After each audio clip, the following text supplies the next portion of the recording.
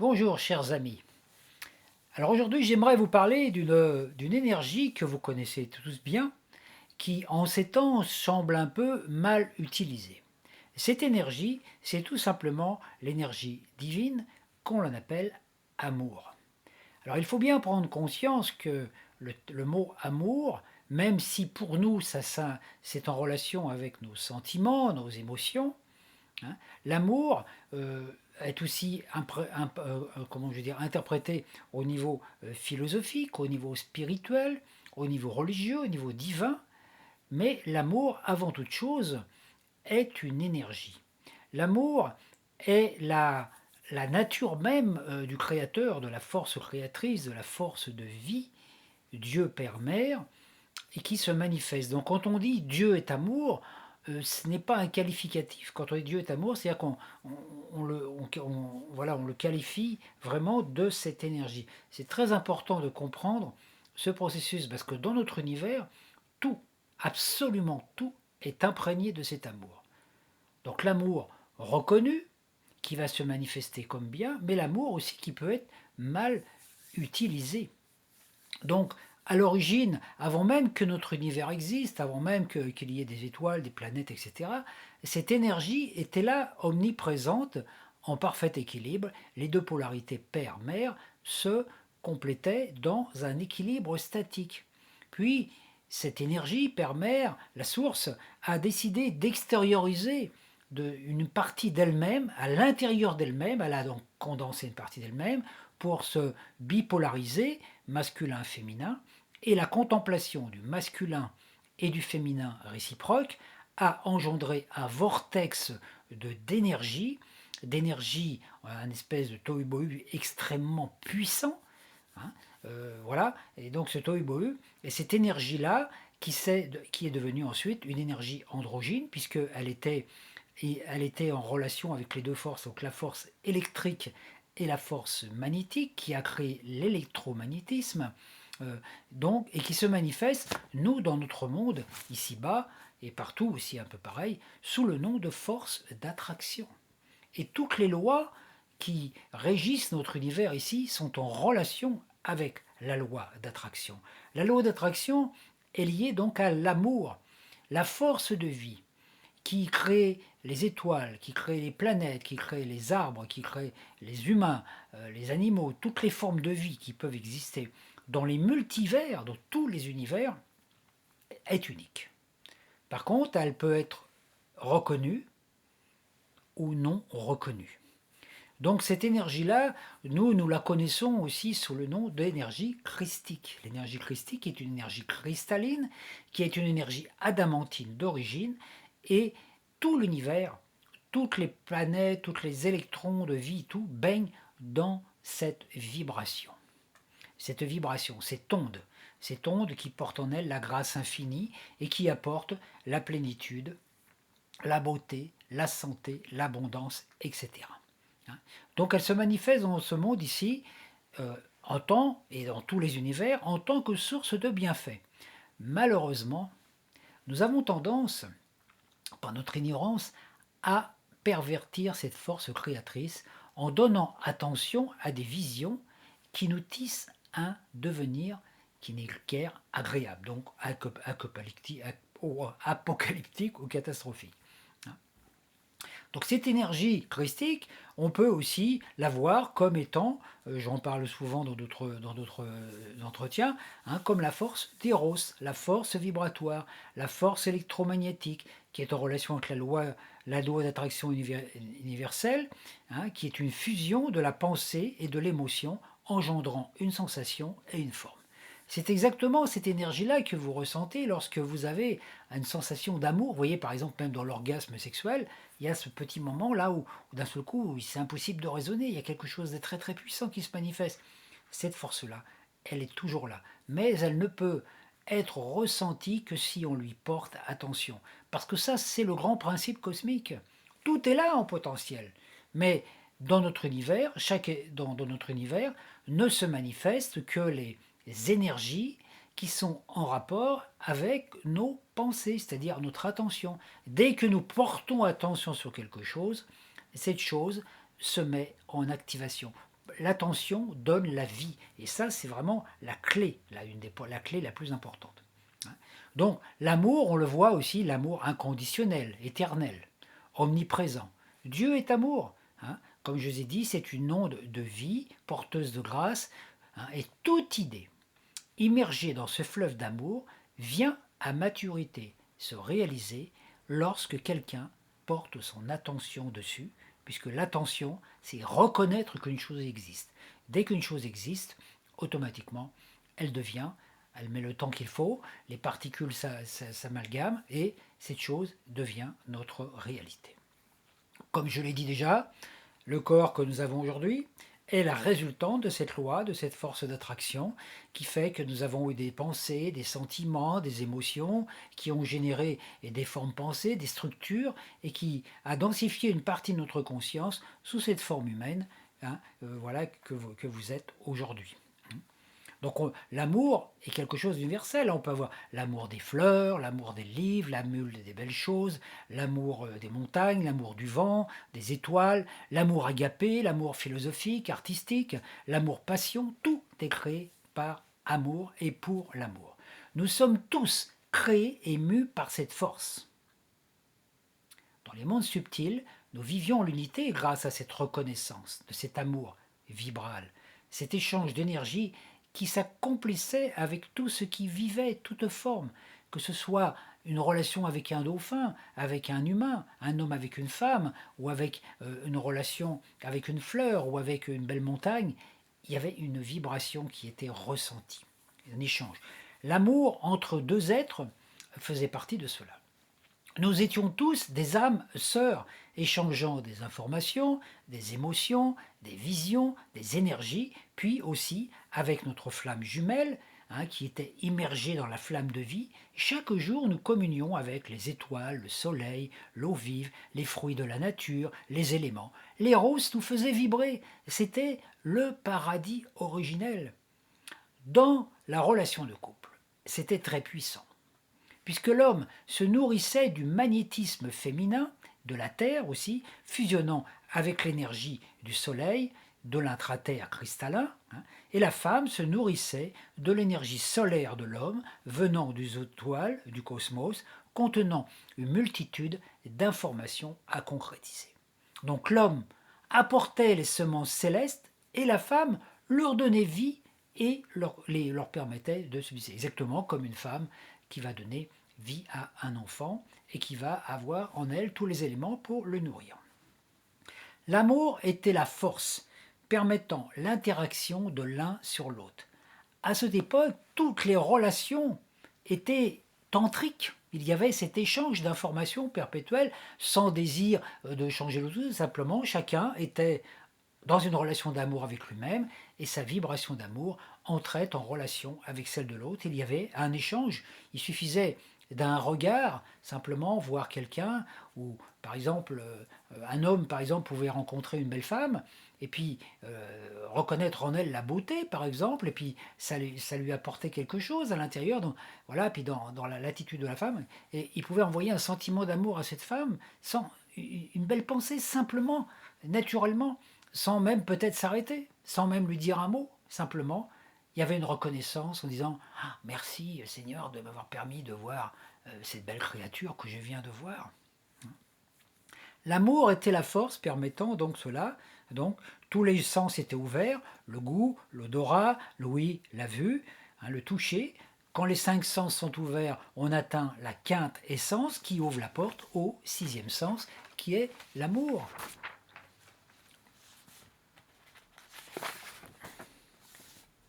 La vibration de l'éros, celle qui se manifeste lors de l'orgasme, mais aussi lorsque tous nos sens comblés nous font tomber amoureux d'une personne ou d'une chose, ou d'un art par exemple aussi.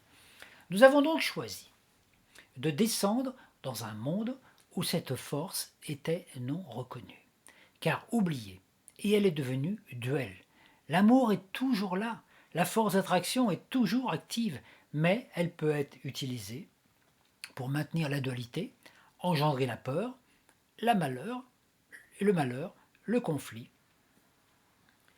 La force d'attraction électromagnétique est émane à partir du centre de votre cœur. Elle est la manifestation de cette force en notre monde. Et combien d'horreurs ont-elles été générées par la perversion de cette énergie? La magie noire, les croyances religieuses, les abus sexuels, les manipulations, le racisme, le sexisme, les conflits de couple, tous sont nourris par une force d'amour qui a été pervertie. C'est cela le plus grand péché du monde. Utiliser une force qui est là pour nous aider à créer un monde merveilleux et l'utiliser pour créer un monde infernal, destructeur, violent.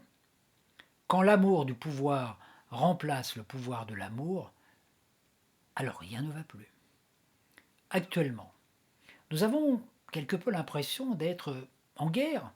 Nous portons des masques comme les soldats pendant la guerre de 14-18 qui voulaient se protéger des gaz toxiques, comme par exemple les pyrites, qui était un gaz qui était envoyé par les ennemis et qui fait que les gens, quand ils respiraient ça, ils avaient des grosses maladies pulmonaires, des problèmes respiratoires. Ils sont obligés de porter des masques. On a l'impression qu'on revit cette époque-là. Aujourd'hui, en plus, l'ennemi est indécelable, invisible et nourri par des êtres inconscients du mal qu'ils propagent par leurs informations erronées. On nous dit l'ennemi est là, attention, il est là, il peut être là, derrière, mais où il est? On ne sait pas où il est. On ne sait même pas s'il existe vraiment. Voilà, donc en fait, quelque part, l'ennemi, c'est un ennemi fantôme. Cette médiatisation du mal, de la pestilence, est le pire mot que l'humanité ait pu créer. C'est ainsi que la force d'amour qui nous donne la joie de vivre, l'enthousiasme, la créativité, régénère notre organisme et l'immunise contre le mal, est utilisée pour nourrir cette force, cet ennemi, voilà. Tant qu'on parle de Covid-19, dont le nom ressemble à celui d'un bataillon ennemi, vous savez, la 5e division, la 6e compagnie, etc., comme pendant la guerre, on perpétue ça. On vit en ce moment un peu la guerre des tranchées. On a peur des autres, on a peur des gendarmes, on a peur de soi, on a peur des voisins, des amis. On se terre. On vit comme sous les gouvernements de Vichy pendant l'occupation. Plus on lutte contre cela, plus on en parle, plus on découvre de peau rose, plus on nourrit le mal, plus on utilise la force d'amour pour donner prise au mal, pour nous convaincre qu'il faut combattre. Plus on parle de lui, plus il devient réel, et ainsi nous tissons un futur collectif catastrophique pour nous.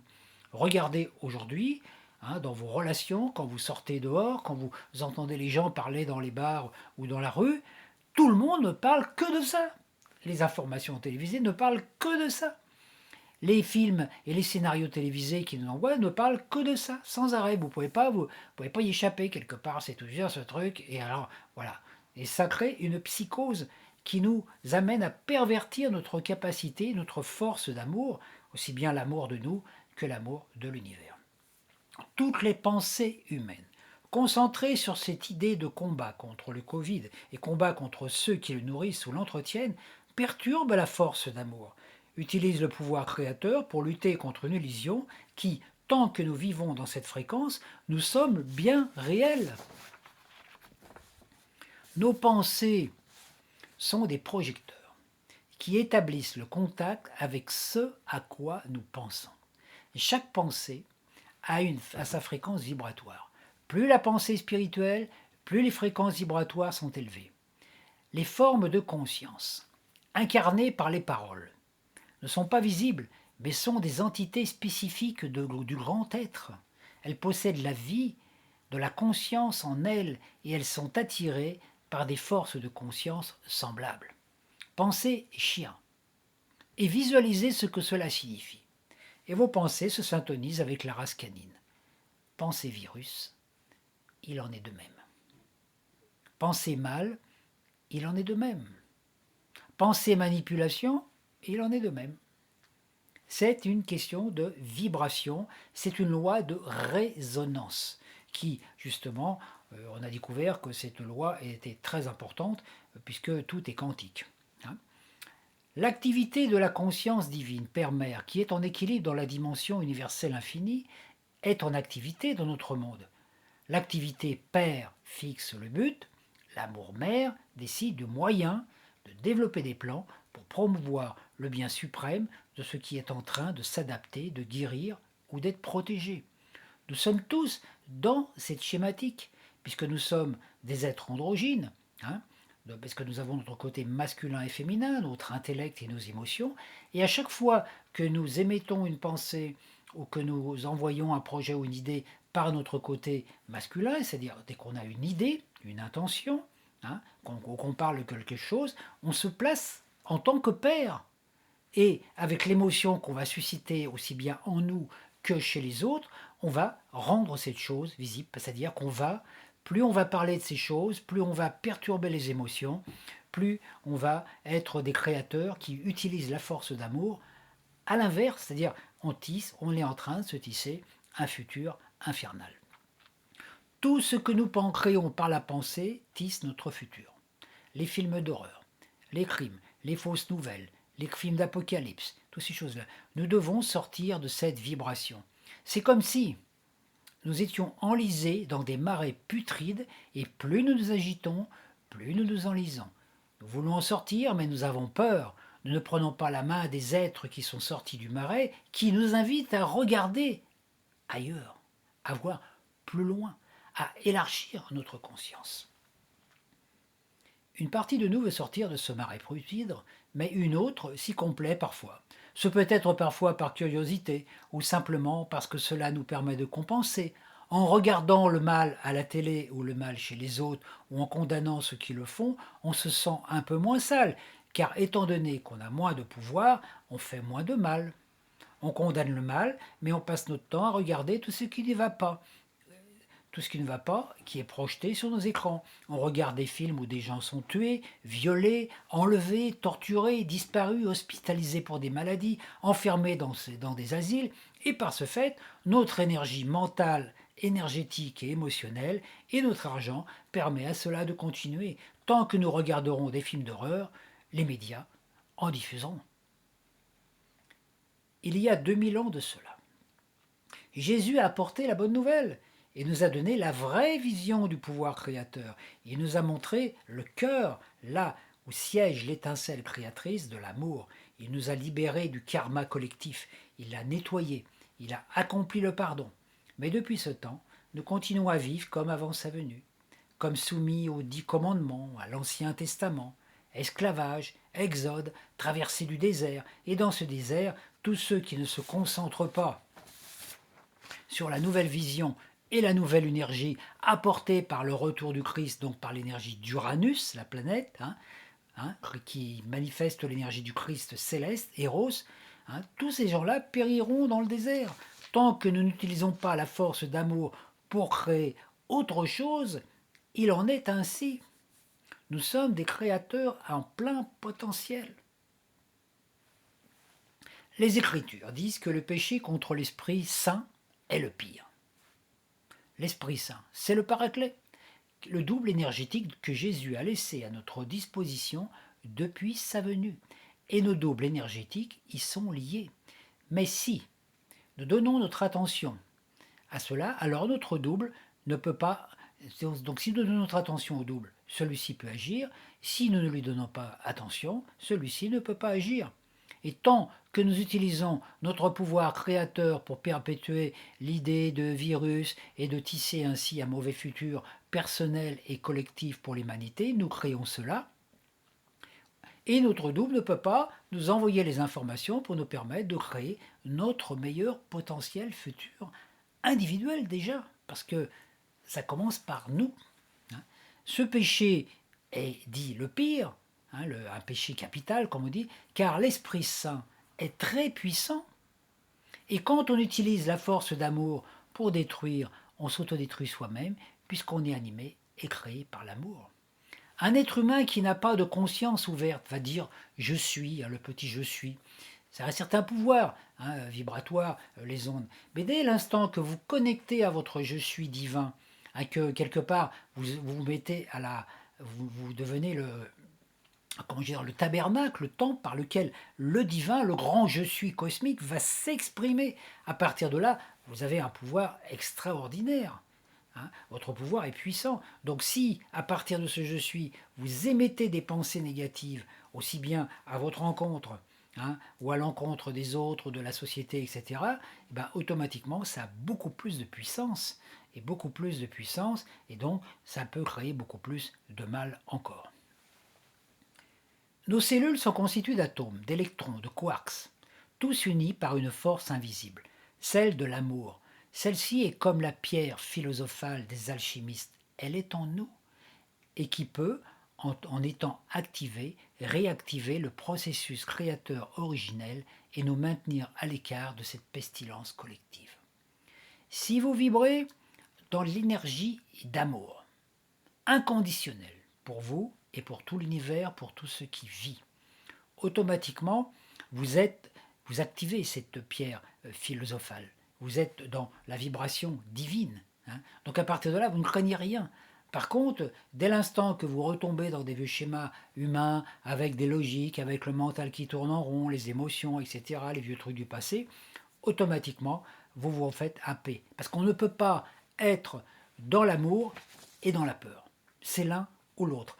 C'est pour ça que dans la Bible on dit Dieu nous veut entiers. Dieu vomit les tièdes. C'est ça. C'est soit on travaille pour le mal et on va à fond dedans, soit on travaille pour le bien. Mais on ne peut pas dire ah bah oui, voilà, parce qu'on est toujours un petit peu dans ce truc-là.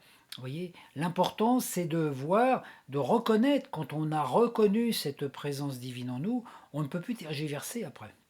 C'est soit on reste dans l'amour, et dès l'instant qu'on met le pied hors de l'amour, on sort du sentier, on met le pied dans les marécages.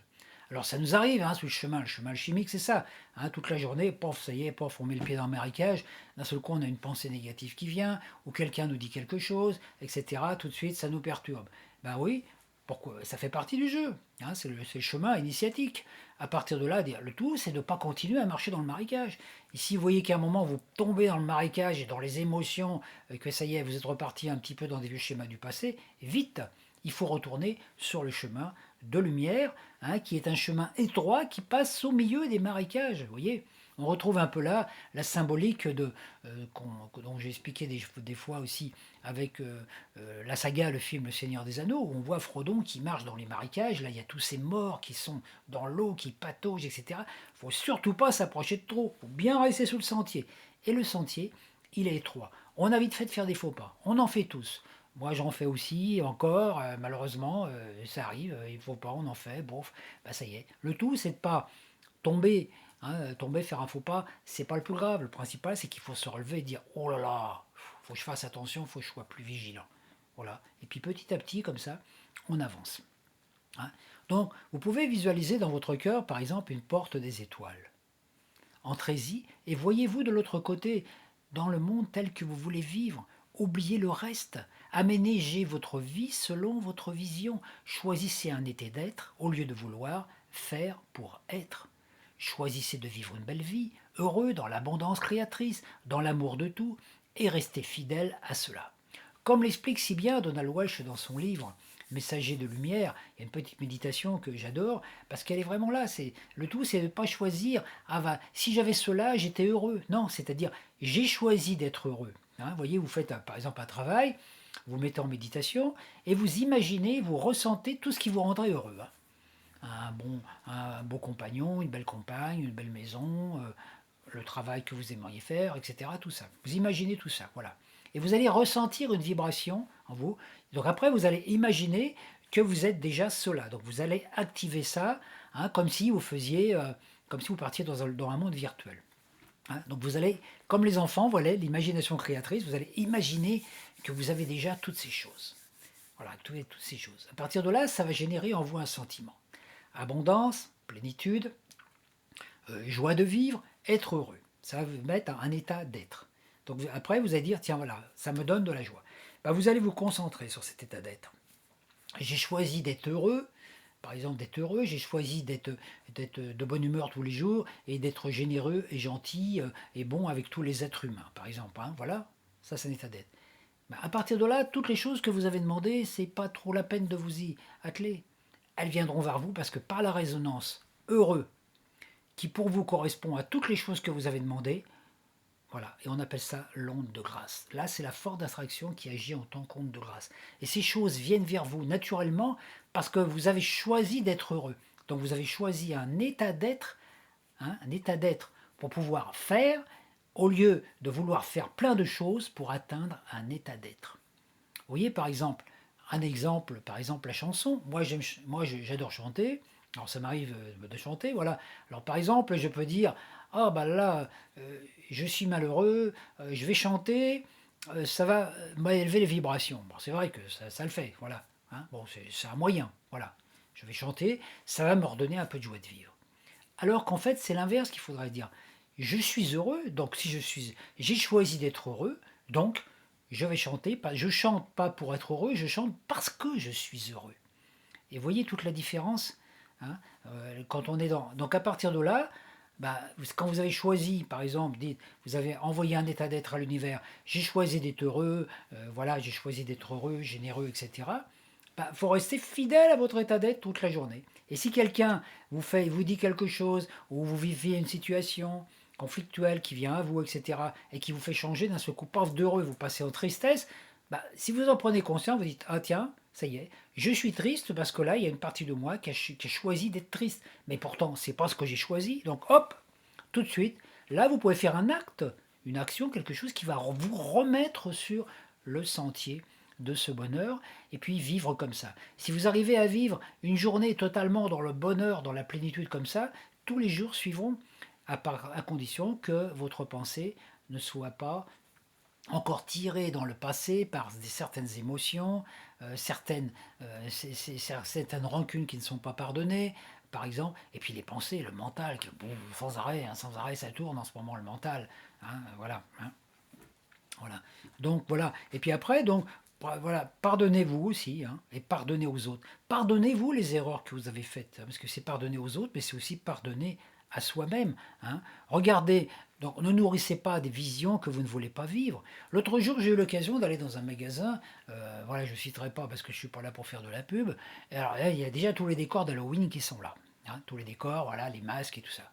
Mais c'est impressionnant de voir que d'année en année, c'est de pire en pire. Quand je vois ces masques de squelettes avec voilà, tous ces personnages, ces démons partout, hein, même pour les petits-enfants, il y a des petits trucs, voilà, pour les petits-enfants. Vous voyez, tous des trucs qui font peur. Hein. C'est vrai que c'est un monde, on a l'impression qu'on est dans le train fantôme quelque part. Et les gens, ils vont acheter ça pour leurs enfants ou pour eux. Ah, on s'amuse, ouais, parce que quand on porte un masque de démon, quelque part, on exorcise. Non, on n'exorcise pas du tout, bien au contraire.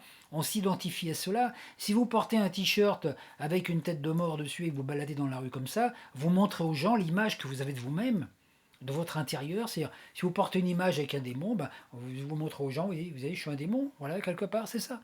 Donc c'est très important, l'extérieur. Donc voilà, on peut fêter Halloween, qui est une fête, qui est une célébration de retrouvailles avec les défunts, hein, qui sont passés de l'autre côté. Mais il faut arrêter avec ces histoires de têtes de mort, de violence, de machin partout, parce que donc ça, voilà. Et on voit les médias, ils sont là sans arrêt. Et puis alors les gens se réjouissent. Oh là là, oui, voilà. Non.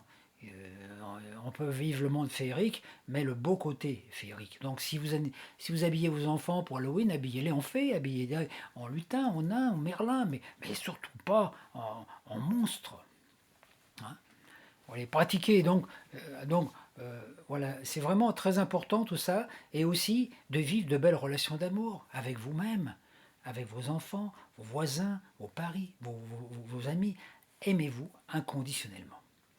Chacun d'entre nous cherche, consciemment ou non, la partenaire ou le partenaire idéal, parce que l'amour spirituel, philosophique, agapé, s'il est une chose, ne suffit pas. Nous avons besoin de sentir notre corps vibrer de cette force de l'éros.